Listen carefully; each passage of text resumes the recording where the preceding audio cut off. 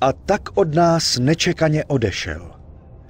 Ale Bůh očekává svoje ovečky s otevřenou náručí a takových, jako byl Hany, bude království nebeské.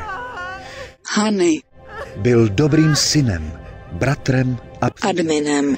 a my všichni na něho budeme vzpomínat v dobrém a budeme se společně modlit za jeho spásu, protože na tomto světě pro všechny vykonal mnoho dobrého. A teď bych chtěl promluvit Hanyho, který při něm stál až do posledního okamžiku jeho krátkého života. Pojď, synu. Děkuji vám, otče. Víte, chtěl bych se tu dnes Hanymu, poklonit a říct mu, že jsem si ho vážil jako vlastního bratra a že jeho smrt je pro mě velkou Co ztrátou. tady... To je Tedy jak si... on! To je ten parchant, co za... Hanyho, Odpráskněte ho!